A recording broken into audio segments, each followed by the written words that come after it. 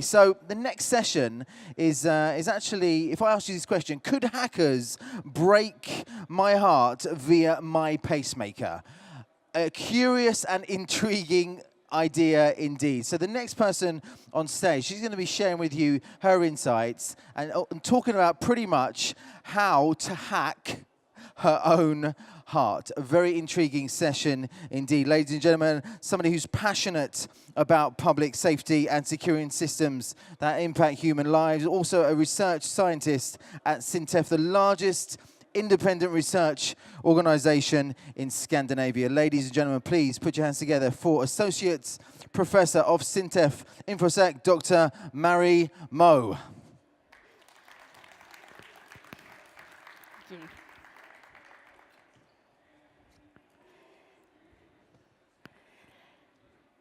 So I'm a security researcher, and I'm a patient. Every single beat of my heart is generated by a medical device, a pacemaker implanted in my body. 5 years ago, I woke up lying on the floor. It turned out I had fallen because my heart had taken a break long enough to cause unconsciousness. To keep my pulse up and to stop my heart from taking pauses, I needed a pacemaker implanted in my chest. This little device monitors each heartbeat and sends a small electrical signal directly to my heart via an electrode to keep it beating. But how can I trust my heart when it's running on proprietary code and there's no transparency? When I got the pacemaker, it was an emergency procedure. I needed the device to stay alive. So there really was no option to not have the implant. However, it was time to ask questions.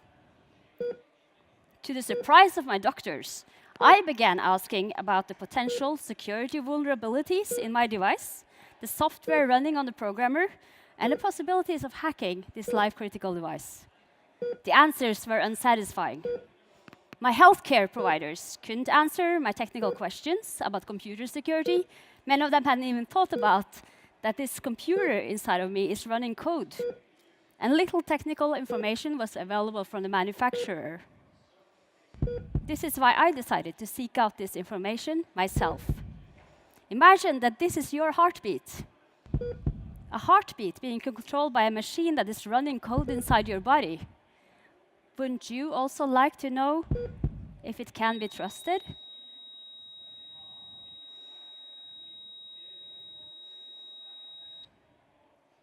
So my life depends on hardware and software inside of my body. So I asked myself, can hackers break my heart? So I decided to use the competence I have on IT security, unlike most patients that get pacemakers at an older age. So I started a hacking project together with some of my security research friends, where we tried to figure out if and how it can be hacked. How is the data generated by my own heart secured? Is it possible with someone with malicious intents to obtain access to my implanted device remotely via its communication interfaces? Here you can also see a printout from a previous checkup I had at the hospital last year. And you can see from the line that is at 100% that I'm completely dependent on the pacemaker. It means that every single beat of my heart is generated by the pacemaker. And these are some of the pacemakers that we are looking at in our hacking projects and opening it up and figuring out what's inside and how it works. So you actually have to do some kind of reverse engineering to be able to figure these things out. So I was a security researcher already when I needed my implant. But it was only after the surgery that I became curious about security in medical devices and implants. Of course, since I have this personal dependence on it. And I didn't learn about the fact that my own device had the possibility to connect to the internet until after I had the implant. So it turns out that I'm actually, in a way, a human part of the Internet of Things. So this is a network diagram that I made after doing some research initially. I Googled for the brand and model of my device, and then when I read the technical manual, that's when I figured out that it had two communication interfaces. Wireless communication. It's good that it's wireless communication in an implanted device because you don't want to open up the patient unnecessarily just to change its settings or do some upgrade of the codes. And so the interface with the programmer, which is at the hospital, I already knew about that because that's what they use when you come in for checkups. That's how they sort of do the configuration of your device and control your heart. It's a funny feeling, laying in a hospital bed, having a reader outside your body, connected wirelessly with your device, and then the pacemaker technician or the doctor can, just by touching the touch screen, make my heart go faster or slower, or just turn it off completely. This is part of the test cycle I do every time I'm in for a checkup. I'm actually going in for one tomorrow, which I'm excited about. So I don't need very frequent follow-ups. I go into the hospital once or twice a year because my condition is very stable. But there are other patients that have great benefits of having a closer monitoring and closer follow-up of their condition. And that's when the home monitoring comes in. So this basically works like you have a kind of router or access point in your house, typically on your bedstand. And then when you are asleep, there's a connection established between your device and the home monitoring unit. And data is then transferred from the device, like log information. And this data is then connected to the internet via this modem, and it's transferred to a server. Actually, outside of, I live in Norway, and this server is not in Norway. It's at the manufacturer's site. So they have my data, and then they put it up on a web server where the healthcare providers can access this data and read out information. So as I said, this is very beneficial for a lot of patients. But for me, as a security researcher, this is obviously something that opens my system up for remote hacking attacks. And that's like the main reason why I wanted to research this more in depth. So I got hold of some devices pretty easily. You can find these devices on eBay. So here's some of the home monitoring units that we have purchased for not very expensive on eBay, and that we are doing some research on. So what am I worried about? What could possibly go wrong? There's a lot of things that could go wrong. And these are like my hypotheses before I started the research project. One thing is patient privacy issues, because my device is actually transferring some patient information wirelessly.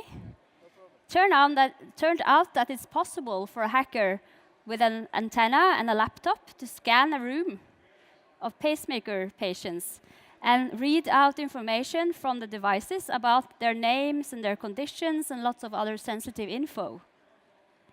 Another, maybe more dangerous attack is you can actually deplete the battery of the medical device prematurely by attacking it and making it do a lot of processing.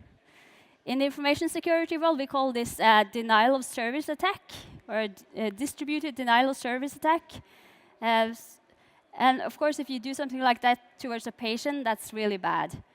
The battery of my implant is supposed to last about 10 years, which is a good thing. It means I don't have to have a lot of surgeries to replace it. But it turns out that it is possible to hack it and make the battery run out faster than that. And also, you could make the device malfunction if you send it some messages that sort of makes the configuration corrupt or makes it not deliver the right patient treatment. Other things that might be a problem for the future We already have it today. It's called ransomware. It's viruses that encrypt files and ask for extort people or organizations, ask them to pay in bitcoins to be able to access their devices again. Until now, we haven't seen this directly on medical devices, but during the last year, a lot of hospitals have been really troubled by this kind of virus. And some hospitals actually had to shut down patient care because they couldn't access their IT systems due to this type of virus. And then, of course, there are other like remote assassination scenarios that you might have seen on TV series or read about in crime novels and stuff. Personally, I don't think I'm that attractive target to really that someone should make a real effort and invest a lot of money to develop a tool to hack me and kill me. But of course, if you were, for instance, the president of the US or the vice president of the US, like Dick Cheney was, he had an implanted cardiac device, and he actually got his remote connectivity turned off because they're worried about this threat.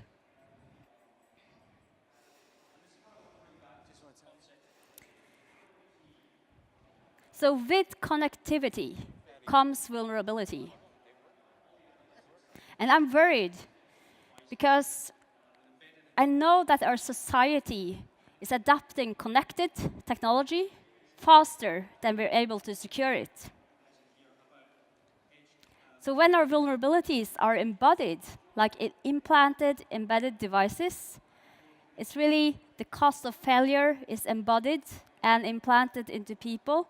And we need to think about how to fix this in case we have a real threat of this being exploited. So how can we have a future? I'm sure that lots of you in the future or people you care about will have implanted devices, not only medical devices, but different types of sensors in your bodies. And we'll all become, in the end, cyborgs, like I already am. So we need to be sure that you cannot remotely hack people because of their connectivity and all their electronics inside. So why do we have this problem? How did we end up being in a world where it's possible to hack medical devices? The problem is that we have to live with this technology for a long while because of its long lifetime. So for me, implant that has a 10 years lifetime. And on top of that, it takes a long time to get these devices approved to be sold on the market. So there's also a long time that the vendors and manufacturers use and able to have their technology approved by the regulators and authorities so that they can sell it. Means that the information security that is implemented in this technology is more than 10 years old, maybe. And if you think about the threat landscape we have today compared like the early 2000s, it's very different. So that's why we're here today and have this problem. Also, there's no security testing or monitoring of these devices. And the medical devices are black boxes. They're built on proprietary software. I'm not saying that proprietary software is necessarily worse or less secure than open source software. But when it comes to cryptography and security, I don't think we should have security by obscurity, as it's often called. That's when you only have the developers of a manufacturer that develop their security, and maybe they even develop this in a non-standard way. That means that we don't have the benefit of open technology and protocols for crypto that a lot of researchers already scrutinized and studied hard to see if they could find vulnerabilities. And there's a lack of regulations. So I'm not only blaming the vendors, the manufacturers here, that they make insecure products, but they actually, in order to get their products on the market, they didn't have to prove to anyone that they implemented the information security correctly. They had to prove that they had all the safety features in place, which is also a very good thing. I'll come back to that in a moment when I'll tell you some personal stories about my own device failing. So we have something, we have an increased attack surface because we add more connectivity, we add more communication interfaces to the devices. But of course, it's possible to fix it. We can do something, we can solve it. It's not all black. The future can be better. We can have more security research. That's actually one of the main things that I want to get across in this talk, is that we need to have more research, more hackers focusing on these devices. And when someone finds something, a vulnerability, discovers a vulnerability, it's important that there is a collaboration, a third-party collaboration between the security researchers and the manufacturers. For instance, as simple as that the manufacturers had made some information available on their websites about how security researchers that discovers vulnerabilities can contact them. A lot of the vendors are still working on making this better, but I'm happy that more medical device vendors have, in the last year, actually published their policies about coordinated vulnerability disclosure and how they collaborate with security researchers. And the vendors, they need to be made aware in one another way. You can, of course, force them through regulation. You can also do something with the procurement phase.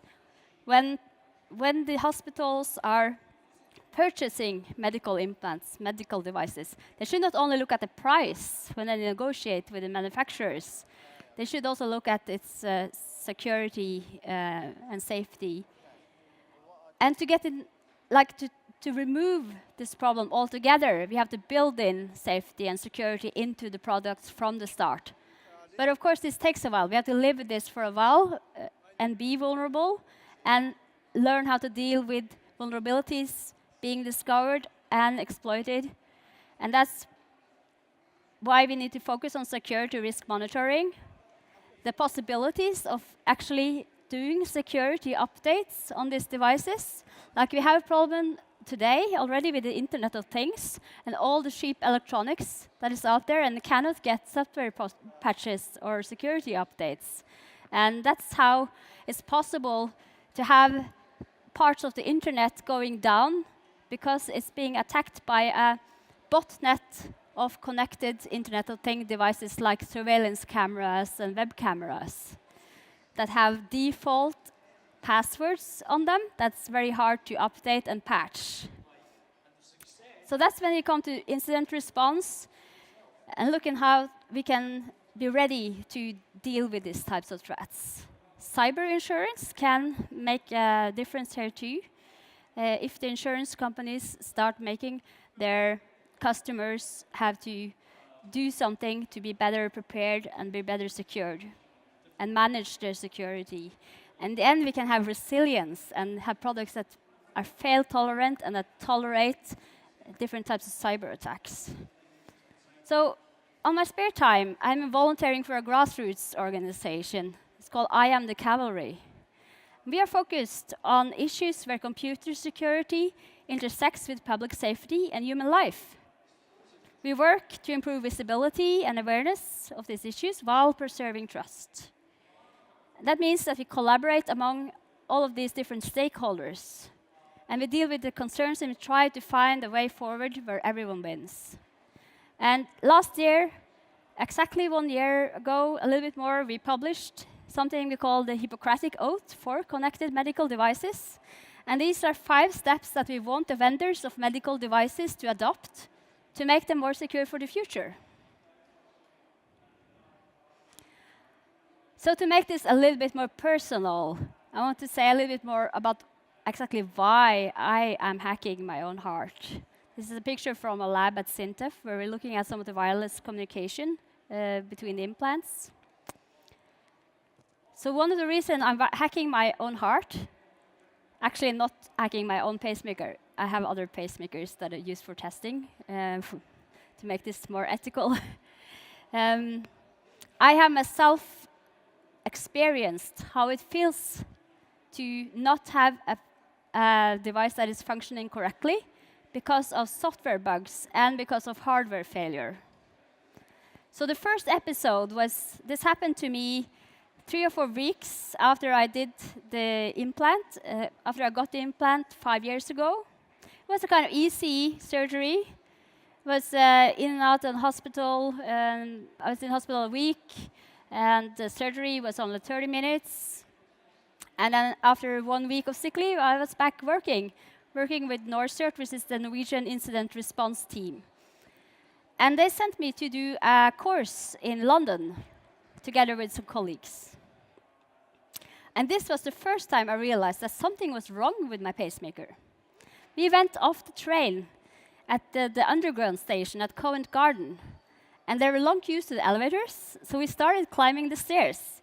And as you can see from this warning sign, they do warn that persons with heart conditions should not be using the stairs. I clearly did not read the sign.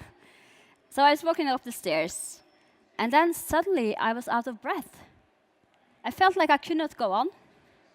You can compare it to the feeling of exhaustion you get if you try to run as fast as you can up a hill, and then you just can't make it anymore. Only this feeling of exhaustion came on me all of a sudden. I had no idea what hit me. I suddenly felt like an 80-year-old. But I realized it must be something with my pacemaker. So when I came back to Oslo, I went into the hospital and complained. I could not walk up the stairs. I cannot run after the bus. What's happening with me? And it took them 3 months until they figured out there was something wrong with the configuration settings of my pacemaker. And this was due to a software bug in the programmer's human-machine interface, the display that they see when they're doing the programming and the configuration setting of the device. So what actually happened was that when my pulse came up to 160 beats per minute, which is not very high for a relatively young person, that was the upper limit that the pacemaker could tolerate. And my pulse would then suddenly switch down to 80 beats per minute instead, which felt horrible. That's why I got out of breath. But the number that was displayed on the programmer's screen was not 160. That was something completely different. So it was a calculation error in the programmer that made it hard for the pacemaker technicians to figuring out what was wrong. But after this, they turned up this upper level limit, and now I was actually able to finish running a half marathon with the pacemaker 2 years ago. So now it's working perfectly. Except I had an episode of a hardware failure, a problem in the pacemaker this autumn. This is me in hospital in September. It's a hospital in the Netherlands. So I was on my way to give a keynote talk at a hacker conference called Hardware.io about hardware hacking. And while I was up in the plane, suddenly I got this very strange feeling that I never felt before. I could feel the pacing of my pacemaker, and usually I don't notice it at all. And I looked down at my chest, and I could see my chest muscle was twitching involuntarily. So of course I was worried about this connected to my pacemaker.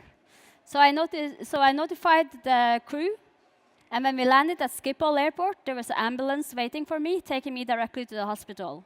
I had to spend a night there before the pacemaker technician came in the morning shift, and then he rolled in this board with different programmers. As you can see, these are from 4 different manufacturers. They all communicate in different proprietary protocols. So you need to have the correct programmer to the correct device to be able to program it. And this is the face of the technician when he saw what was going on. And he saw this data error. So an error message, there's a data error in the pacemaker. And what happened was actually that my pacemaker had switched into a backup program, a safety mode. And I'm really, really grateful for the engineers that designed this safety function in my pacemaker. So what probably happened was that I was hit by cosmic radiation when I was flying. It's much more cosmic radiation up in the air. And this has probably caused bit flips inside of the memory of my pacemaker and made the memory corrupt. so the pacemaker could no longer access its memory. But then, fortunately, it had a backup program, a hard-coded program that kept me running, kept me alive, switched the electricity up to max, and kept my heart beating at 70 beats per minute constantly. And this was what I felt when this happened. There was no alarm going off or anything. I had no idea what was going on, but luckily, it was only something that could be fixed by reloading the firmware to the device and restarting it so that it was back in its factory settings. So I didn't have to have any invasive surgery or anything. So I got a new firmware, and then it's like a long list, like almost 100 different configurations you have to do to program the device. And luckily, since I'm a very informed patient, I always ask to get this this sheet of paper with me after my follow-up checkups. So I had this laying in the office, so I called my colleague and asked him to scan it and send it to me by email. And then the technician could set the pacemaker settings back to how it was originally. And I could get out of the hospital and give my keynote the next day. So that worked out perfectly. But I know that these things can go wrong, it can fail, and I'm so dependent on it working all the time. And then, of course, it's a problem when it can be hacked. So we haven't released the details of the results of our work yet. We're working together with the manufacturers and won't release vulnerability information before we've done that coordinated disclosure process. But another team of researchers took a different approach.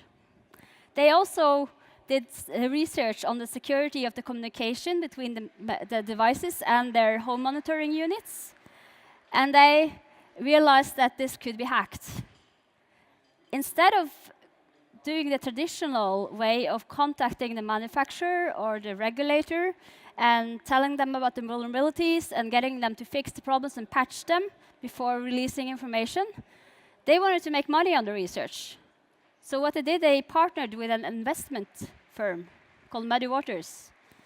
And they shorted the stocks in Century Medical. And then they released a report about security vulnerabilities and possibilities of hacking. And of course, the stock price went down, and they made a lot of money on that. It was a highly controversial way of doing vulnerability disclosure. And of course, this led to a lot of confusions with the patients that got this information from the news about pacemakers can be hacked. And then it actually took the regulator, the FDA, they did their investigation into this, and it took them 6 months almost after this information was released last year in the end of August until the patch and the software update was available the 9th of January this year. So the manufacturers worked with the regulators and with the security researchers, and they made some patches, some software updates that could be released so that these problems could be fixed. But at the same time, patients are vulnerable and confused and don't know if they can trust their own devices. I want to end this presentation on a positive note, though, because the benefits, of course, of having this technology clearly outweighs the risks for me as a person. I'm lucky because technology saved my life. I probably wouldn't be here today if it wasn't for the pacemaker.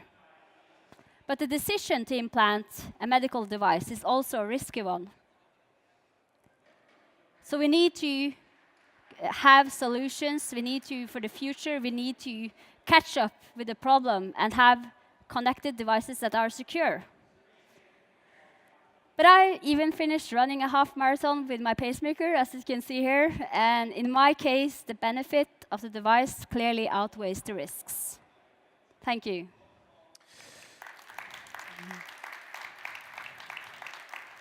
Wait. So the timer shows I have 1.5 minutes left, so I maybe can take 1 or 2 questions.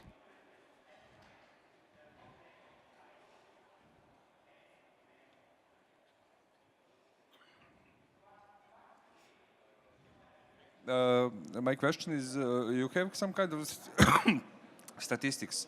What number of failures of pacemakers are from software failures, hardware failures, or some kind of hacking, DDoSing, or something like that?